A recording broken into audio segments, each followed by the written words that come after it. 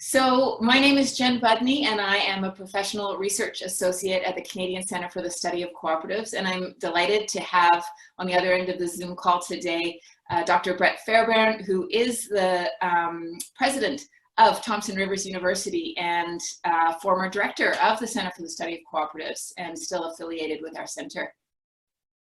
Hi, Brett. Well, hi, Jen. It's great to chat with you today. And as you can see in these pandemic times, I'm in my kitchen on the computer with you. So glad to have a chat. So you are an historian by training, and a lot of your research, not all of your research on cooperatives, has looked at co-ops through an historical lens. Can you tell me just briefly about that? Well, sure. Yeah. No, I'm trained as a historian, and I've always been interested in, you could call it social or cultural history, but I'm really interested in kind of the intersection between social and cultural history and politics and organizations. You know, a lot of my research, especially in recent years, has been about governance and leadership in organizations. But even when I'm studying pretty much contemporary events, I think there's a mindset that historians bring, that we're interested in the interplay of many different factors. We're interested in the role of culture and individuals and how those play off against each other. So I think there's a historic mindset to be brought even to contemporary studies. Mm-hmm. So a lot of the literature on cooperatives says that co-ops as a business model tend to be more resilient than investor-owned firms in times of crisis. As an historian, what's your take on this? I think there's probably a lot to that, and I think there's some good studies that bear it out. Maybe the way to put it is, though, that our standard of comparison is always assumed to be for-profit firms or investor-owned firms. And clearly, when you think about market economies, capitalist economies, the nature of entrepreneurship, what's fascinating about those enterprises is that many of them fail and many of them take off and grow exponentially and become huge. Some of the ones that are huge collapse. So it's a dynamic and maybe even unstable sector. And co-ops, if that's your standard of comparison, co-ops are more stable.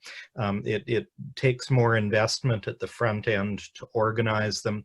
They often survive through periods of adversity better. They go out of business less often. There's statistics for that. But then in that, they may be like a lot of not-for-profit organizations too. So I think the stability is, especially if your standard of comparison is for-profit businesses. Mm-hmm. So we saw that a lot during the financial crisis with credit unions compared to banks. And I'm wondering if you have any feelings or thoughts about how co-ops might fare now during the COVID crisis. Yeah, I mean, not all crises are the same, right? So I'd have to think about what's particular. When the theory or the theme of co-ops and crises, I guess what comes to my mind in terms of what I've looked at historically is I think a lot about the 1930s in the prairies, because that was the formative era for the big co-op systems that still exist today in many cases. And that's part of the origin story of co-ops in Western Canada. And that particular crisis may not be like all the others, but it's worth thinking about it because of its importance to co-ops. So what was interesting about the 1930s is it was a prolonged crisis. So let's say roughly a decade in length, and it involved environmental and economic dimensions, was really severe, lots of hardship. And what's interesting about that from the point of view of co-op formation is that there are many co-ops that were started during the Great Depression, and they may have remained very small, but when conditions improved, the things that people had founded, that they'd laid the cornerstones for when times were really tough, really grew after that. So in many ways, and it's almost counterintuitive, for co-ops, you can think about periods of difficulty as periods of foundings and of creations of new things. So that's certainly borne out in our history. Many of today's retail co-op locations started off as supply locations, as bulk buying clubs in the 1930s, many credit unions similarly. So I guess what would be interesting then to think about COVID is if this introduces a period of instability or recession that's long enough, will we see some of that? So will we see really interesting, creative new things that people come to in these times because of what's on their minds, because they're looking for a different way of doing things, and those may be the things that blossom then when there's a recovery. So that'll be really interesting to watch for. Of course, if it's really short-lived, there's less time for that sort of process to play out. Right. And so what I'm curious about is whether the nature of the crisis makes a difference, or what sort of difference it might make. So in the 1930s, we had, the crisis was external. It was not man-made in some way. It was a series of droughts and things like that. And in this case, the crisis is one that kind of builds distrust between people, because people are contagious. So it's very different that way. People actually can't physically come together right now. So do you think that responses could be different as a result of that? That aspect certainly is new. I guess it's too soon for me to tell. There are conflicting impulses. So I think there are some signs that the presence of physical distancing is making people appreciate social contact even more. So if that's the main impact, that's a positive sign. So right now, while we're in the conditions of greatly reduced contact, people may make contact over media like this. They may stay in touch with people in new ways. But if that seed is planted of people really wanting to get together more and work together more, that might be what comes out in the longer term. So too soon to tell. But crises don't always bring people together. Sometimes they create divisions in communities as well. And that's been part of the history of co-ops too, that often co-ops were formed for one group to fight against another group. So it's not necessarily all about community. There's other dynamics that can be at play. But I think you're right that if people take the current pandemic in a really individualistic direction, anytime people's thinking goes in a really individualistic direction, that in the short term, that's less conducive to co-ops. In the long term, though, people need to put the pieces back together. And I think that's when the opportunity for collective action is there. Interesting.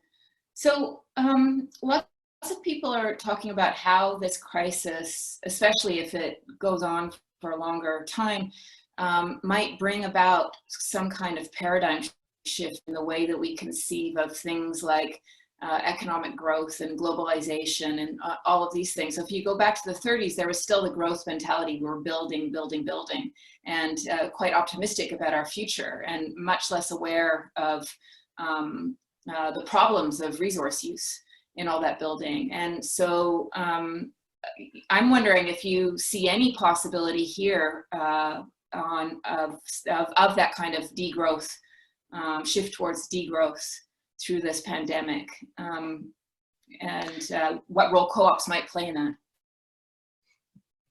I mean, that's a really interesting question. I guess the impact of something people experience as a huge change, as a crisis like the current one, depends on kind of their starting mindset, and it also depends on how they process it and interpret it as it ends.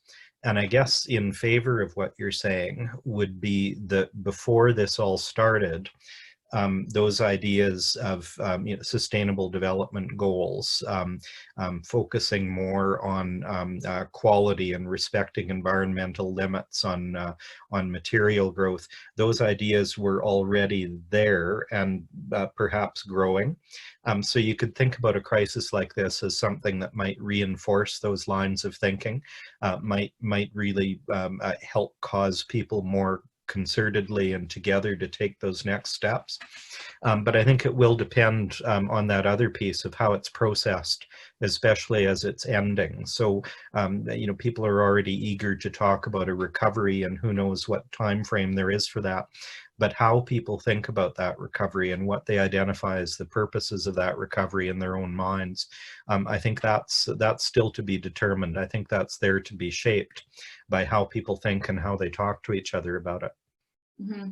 So are co-ops, do you think co-ops are as dependent on the growth paradigm as investor-owned firms? Interesting question. So I guess I'd often, when I look at questions like that, I like to go back to the basics of what a co-op is for. And I think sometimes people want co-ops to change the members. And there's the occasions when I listen to people talking about what they want co-ops to do, what they expect co-ops to do, when it sounds like the co-op is supposed to make the members into different people than they were to begin with. And in certain ways that can occur. I want to talk about that a bit later. But in the first instance, the co-op is there to serve the members and to do what the members want it to do. And there's been a huge variety then of different kinds of things that co-ops have done and different philosophies. So if the members want growth and economic expansion, their co-ops will follow that line of thinking, will tend to deliver on it, or they won't keep member support and they won't flourish. So co-ops don't necessarily have a link to you know, a different set of values.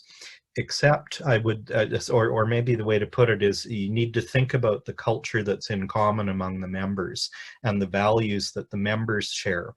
And the co-ops then can represent the collective values of the members. But that means paying attention to those values and that culture and how they're created and how they're spread. The other way of thinking about it is there are some values that I think are inherent to co-ops. And that co-ops probably can be expected to promote among their members. And those, to me, the best statement of that is in the International Cooperative Alliance's statement on the cooperative identity. So that statement defines what a co-op is. People often talk about the principles part of that statement, but I think the values part of it is actually the core of the statement. So it says that co-ops stand for, they represent, they're based on values of self-help and self-responsibility, democracy, equality, equity, and solidarity.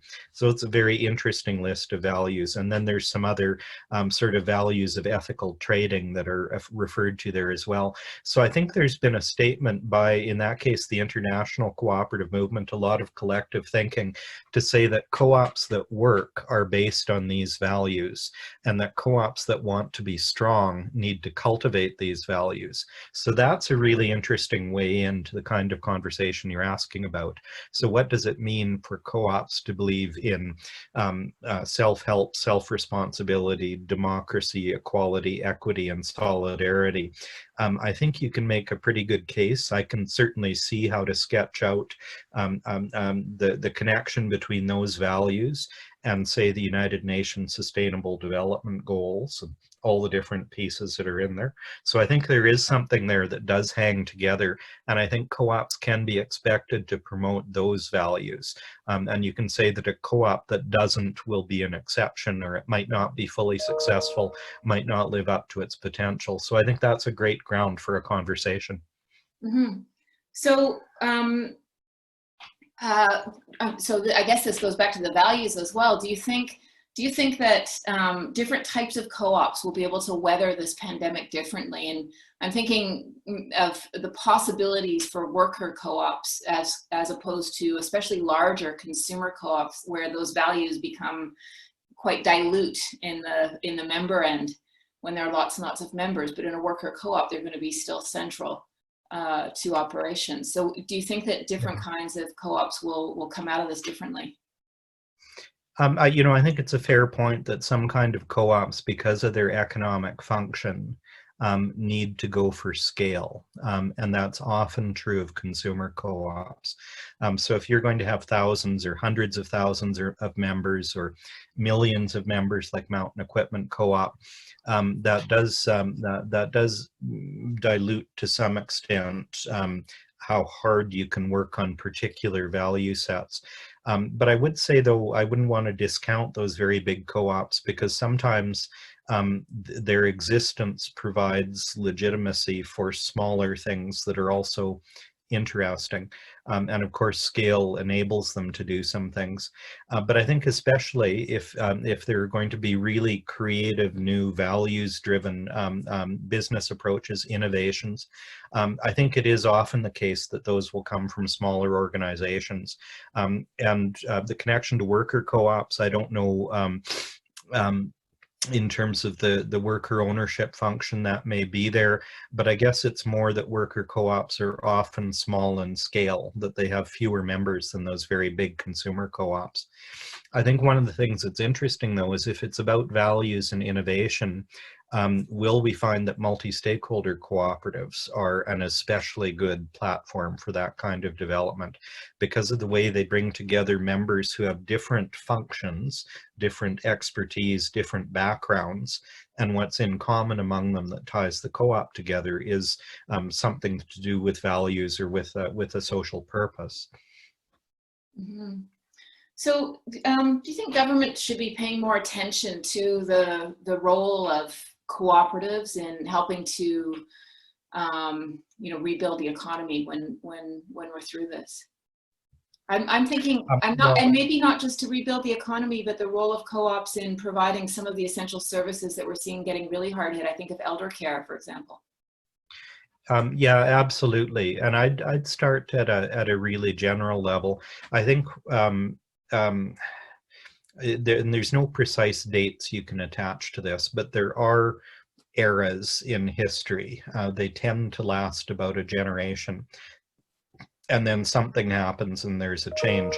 So I think we're coming out of a long era when, at least in the Western developed democracies, there was a lot of consensus around what, at least within governments, there was a lot of consensus around what economic and social policy should look like. And I think it would be fair to say that the economic and social policies favored the private sector, favored limited size of government, low taxes, low services, favored metropolitan areas and not more remote or fringe or less central communities, let's say.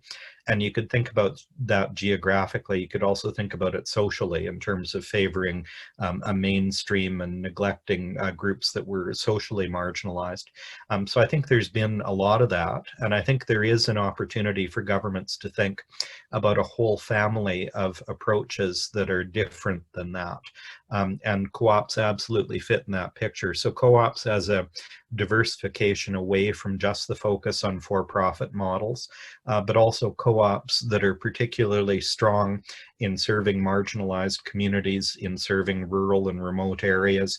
I think there's a whole agenda there of things that have been widely neglected for a generation that governments will need to come back to. And co-ops fit with all of that. Mm-hmm.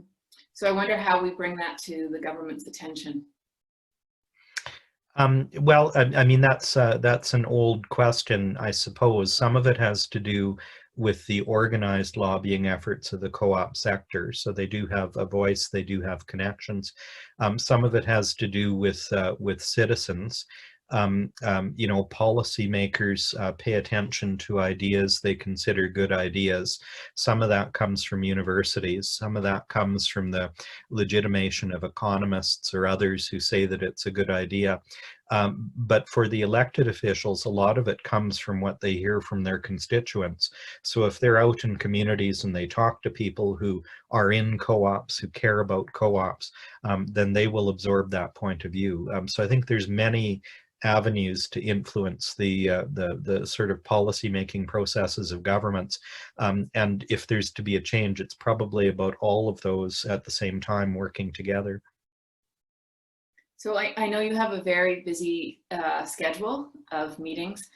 So I don't want to keep you too long, but I have one last question that might seem kind of silly in a way, but we talk a lot, there's all kinds of literature about individual resiliency, how people become more resilient, but I'm wondering if you might share a few thoughts on the role of cooperation in social resiliency, which we talk much less about in popular literature anyway. Yeah, absolutely. I mean, co-ops have always existed in that in-between space, and sometimes they're neglected because of it. Sometimes they attract attention because of it. So if people have an individualistic frame, then there's a way to go with that. There's entrepreneurship, there's small business, there's ways to make a difference as an individual. If they have a completely collectivist frame, then that's usually about how governments do things. So to the extent people are interested in the in-between, I think that draws attention to things like co-ops. And that's, I think, where social resiliency in particular is built. I think many of the leaders and founders of cooperatives would have made that argument. They would have recognized that argument, that the strength of a community doesn't come just from individuals acting alone. And I think many of the leaders at cooperatives would say it definitely doesn't come from government intervening and government doing things in communities. So community resiliency comes from things like co-ops. I was listening the other day to an interview on CBC Radio with Jack Mintzberg, who's particularly interesting as economists go. But he was talking about exactly this and talking about the private sector, the public sector, and he referred to the rest of it as the plural sector, which was an interesting, different way of describing all this. But again, when you're thinking of simple ways to explain it, he said that, you know, the private sector is about profit, the public sector is about security, and the word he used is that the plural sector, where co-ops I think especially fit, is about engagement. It's about how you engage communities, how people engage each other. And I think that's not a bad way of formulating it. You know, there's lots of different ways to say it, but especially if we're interested in having communities where people are engaged, where people are connected, where you have that capacity to respond at the local level and support each other, then that's really fertile ground for co-ops and for other things besides co-ops, but certainly for co-ops. Mm-hmm. Good, thank you. Anything else you wanted to add? Any hopes you have for all of this? Just that it's really exciting to have conversations like this, and it's, you know, we can take advantage of the technology and talk about co-ops now, even though we can't get together to do it in a meeting. So I think that's wonderful. It is, it is. Thank you for your time today, Brett. One, thank you, Jen. It was fun.